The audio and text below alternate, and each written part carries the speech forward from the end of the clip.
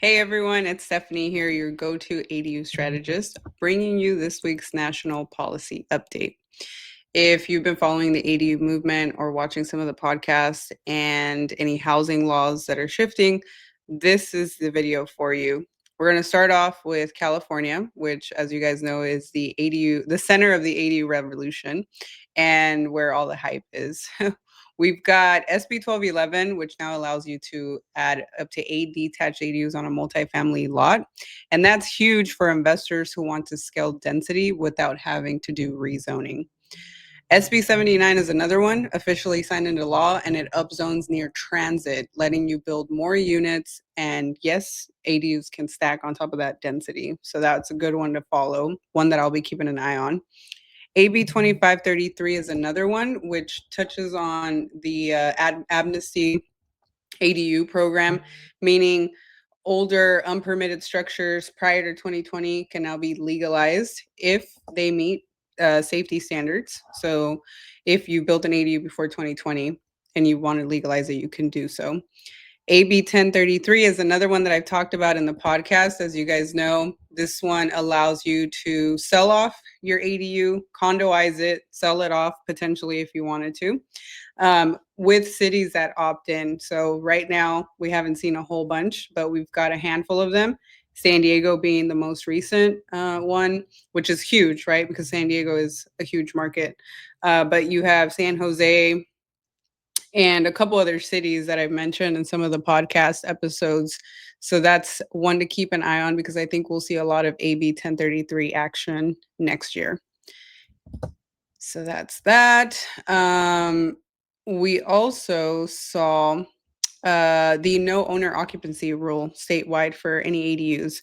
Now, I have to double check because I think that if you don't need owner occupancy anymore for all ADUs, including junior ADUs, unless the junior ADU has a shared bathroom. So just have to double check that. But I mean, that's great, right? You don't need owner occupancy. This is great for investors who want to buy a property, maximize highest and best use, and not have to worry about whether they should or shouldn't live there. So that's a good one. Now, moving on to Colorado update, right? What is happening in Colorado and other states? By June 2025, every single family zone must allow at least one ADU by right. Cities are already prepping standard plans, fee waivers, and there's also a new $5 million state grant fund to help jurisdictions modernize zoning. So if you're a builder or you're an investor, you can expect for hopefully smoother approvals coming soon and a lot more streamlined process.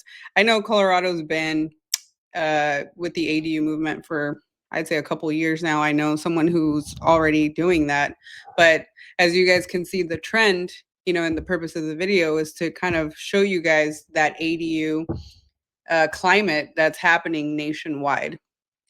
I'd say California has the best ADU laws, but it'll probably be something that will be looked at from other states and they will follow because it works, right? It really helps solve many different issues that are happening in the housing world. But the most important ones is offsetting expenses, being able to live closer to higher dense, areas, affordability, inventory, just to name a few. Now, moving on to Massachusetts and Florida, I had an episode with David, who's a broker out of Massachusetts, and he's going to start focusing on ADUs. We talked a little bit about the ADU ordinances in Massachusetts.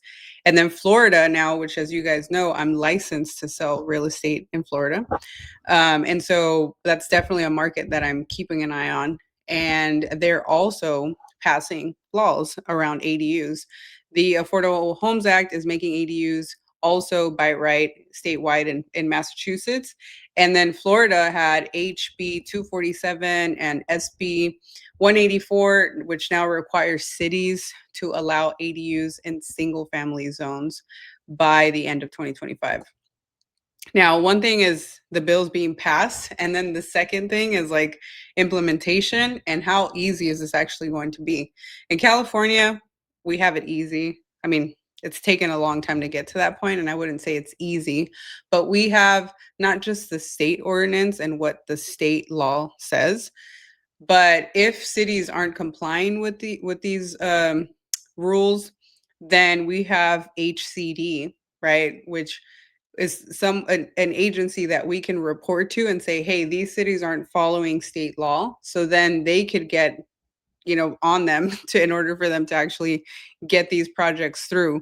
In places like Florida, Massachusetts, even though there's like state ordinances or rules or laws that are passing or bills that are passing, it's very difficult to say how it's all going to play out. I think in Florida, it's still kind of like a free for all from what I'm seeing, but there are certain cities. It's going to be a very hyper local type of situation. Like I know Tampa is kind of booming with ADUs, but other markets, it's very difficult, even though it's out there and then the law is allowing you to do it. No one's really regulating it. And so keep that in mind. But I think at some point there will be some sort of HCD for these areas. Oregon and Washington been doing ADUs for a while. Oregon is still pushing its middle housing lot split program. So local governments can now decide whether they want to allow for ADUs on those new small development lots.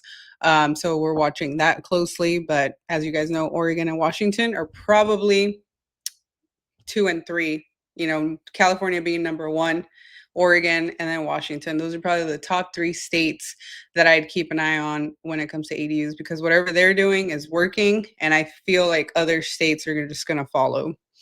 Washington continues to lead on streamlining self-certifications for ADUs.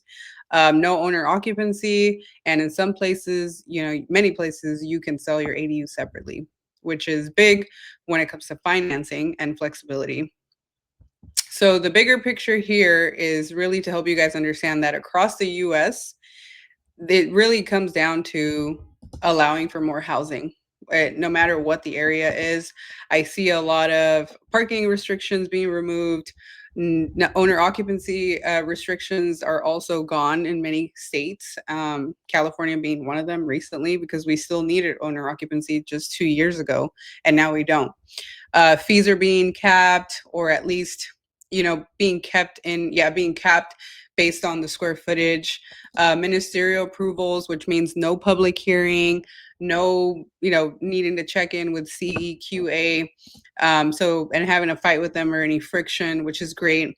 So this means most states are trying housing grants as well, to really help advocate and incentivize for homeowners and investors to want to build, right? Because even though these bills are favoring ADU housing, pro housing, the question is, well, how do you finance it? And I know that a lot of owners right now do have equity, but for those who don't have equity, how can we make it a lot easier for financing to come into play?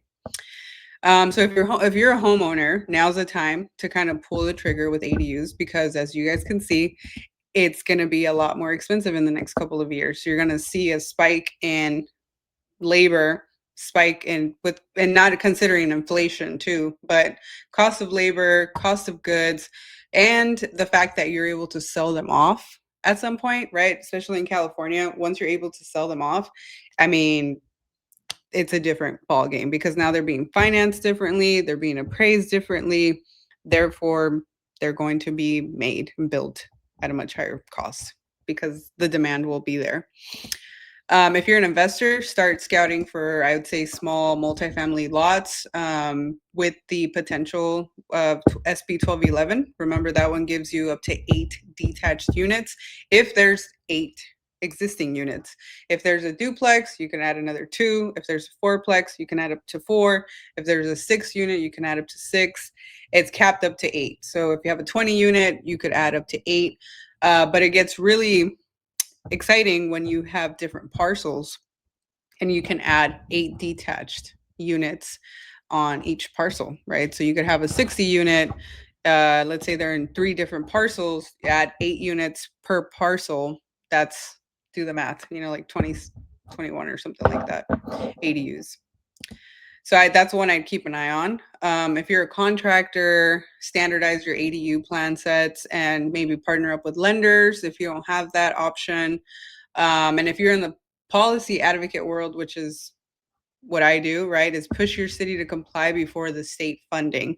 And so what I'm going to start doing is every Monday I'll kind of break down state level housing updates like this, what's changing, because there's a lot that's happening, where the money's flowing, and how you can position yourself ahead of the curve.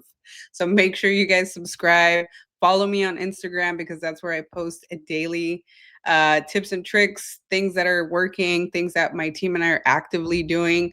Right now we have, I'd say, over 20 ADU projects in all of Southern California.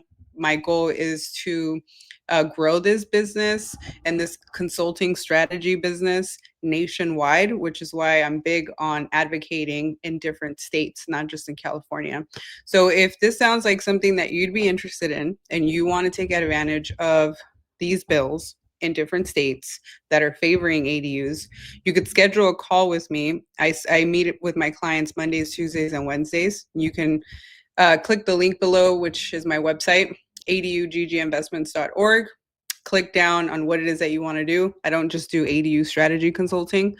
I also do multifamily purchases and 1031 exchanges, and it all kind of integrates together. And I also do property management. So I could be a full service, right? And that's kind of the goal, is help you buy, build, and manage, rinse and repeat, scale together, possibly partnerships together if it makes sense in certain situations. But yeah, if that sounds like something you're interested in, I mean, right now is a perfect time, because November, December, you can kind of game plan what it is that you want to do in 2026, and then we can kind of go from there. And hopefully I have the opportunity to work with you or someone that may be, a good fit. I'll leave it at that. Thank you guys so much. I'll go ahead and post another video more geared towards like multifamily owners and how they can bill stack some of these bills that I talked about in California. And then we'll kind of move on to other states once I get to tap into those hyper local areas and figure out what this process is going to look like. So we'll leave it at that. Thank you guys so much. I'll see you on the next one.